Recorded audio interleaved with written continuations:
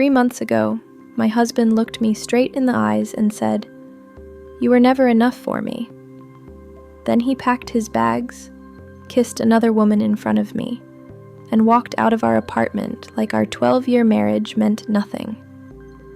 But what he didn't know was that the company he was trying so hard to impress, the company owned by his glamorous new boss, it was mine. And by the time he discovered the truth, it was already too late. My name is Elena. I'm 38 years old, and for most of my marriage, I believed loyalty was enough to keep a relationship alive. I met Daniel when we were both broke. Back then, he used to hold my hand like I was the center of his universe. He would bring me cheap flowers from gas stations and whisper promises about the future. "We'll build something together," he always said. And we did. At least, I thought we did. While Daniel chased promotions and business dinners, I stayed behind the scenes handling the financial side of my late father's company. Officially, I wasn't listed as the public owner. My father had taught me early that silence was power. "Never tell people how much control you really have," he used to say. So I kept quiet. Even my husband believed I was just a consultant working remotely for a small investment group. And honestly, I preferred it that way. I cooked his meals, supported his dreams, stayed awake during his stressful nights. But slowly, Daniel changed. The man who once kissed my forehead before work started criticizing everything about me. "You've let yourself go. You're too emotional. You wouldn't survive without me." At first, I blamed stress. Then came the late nights, the hidden phone calls, the sudden gym memberships, and finally, her, Vanessa Clarke, the new regional director at his company. Beautiful, confident, elegant. The type of woman who entered a room and expected everyone to look at her. And Daniel did. The night everything shattered started like any other. I had spent 2 hours cooking Daniel's favorite dinner. Candles lit the apartment. Soft music played in the background. It was our anniversary. But at 9:47 p.m., my phone buzzed. A photo appeared on the screen.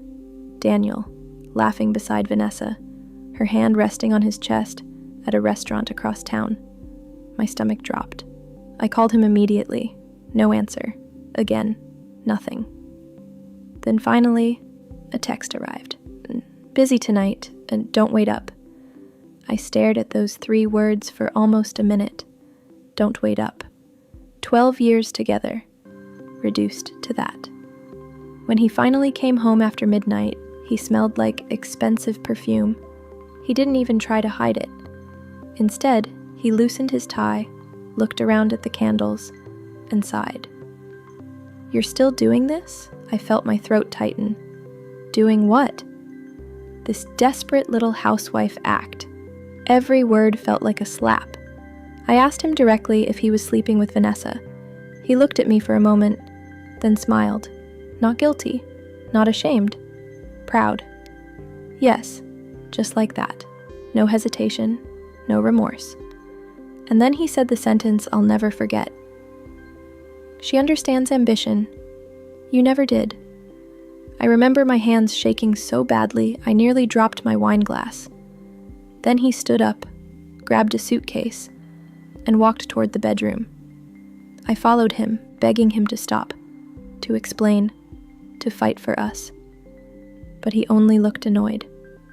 Finally, standing near the front door, he turned around and said, "You should be grateful I stayed this long." For 2 weeks after Daniel left, I barely moved from bed. I ignored calls, stopped eating properly, cried until my chest physically hurt. And the worst part? He never contacted me once, not even after 12 years. Then one morning, my assistant called. "Ms. Laurent," she said carefully, "the board meeting is tomorrow. I froze. I had completely forgotten. Because while my husband thought I was weak and dependent, I was actually the majority shareholder of Clarke Global Holdings, the parent company that owned his entire firm, including Vanessa's division, including Daniel's position. I sat in silence for a long moment. Then slowly, I smiled.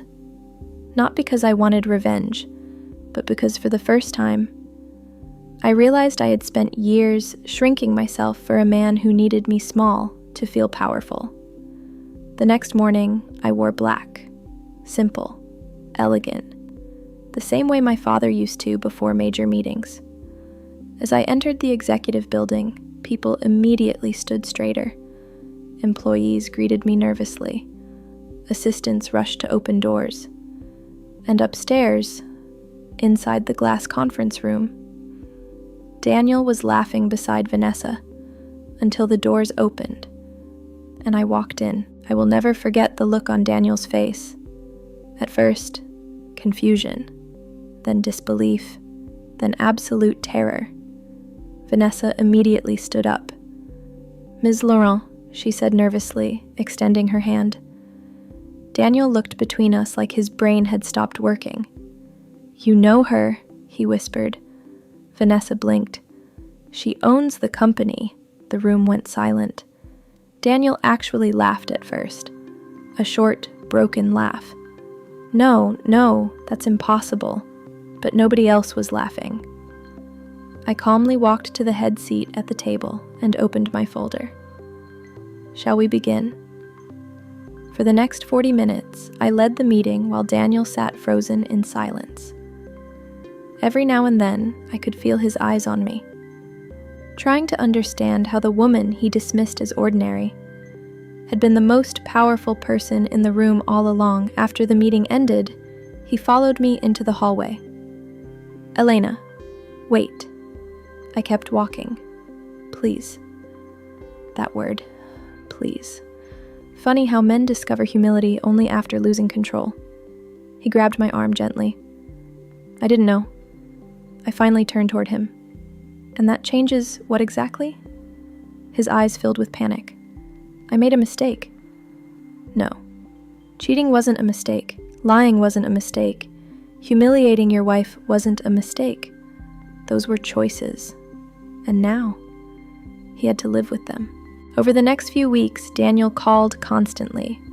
Flowers arrived, letters, voicemails, apologies. But something inside me had already died the night he chose another woman over the person who loved him most. And once respect dies, love rarely survives. A month later, Vanessa resigned quietly. Daniel lost his promotion soon after. Not because I fired him. I didn't. I simply stopped protecting him from the consequences of his own arrogance. One evening, I returned home to find Daniel sitting outside my apartment building in the rain, just staring at the ground. When he saw me, he stood up immediately. "I miss you." I looked at him carefully. For years, I had begged this man to love me properly. Now he finally did, but only after realizing my worth. And that was the saddest part of all. Because true love should recognize your value before the world does, not after. I stepped closer, then quietly placed my wedding ring into his hand. "You didn't lose me to your boss, Daniel," I said softly. "You lost me the moment you believed I was beneath you." Then I walked past him, without looking back, and for the first time in years, I felt free.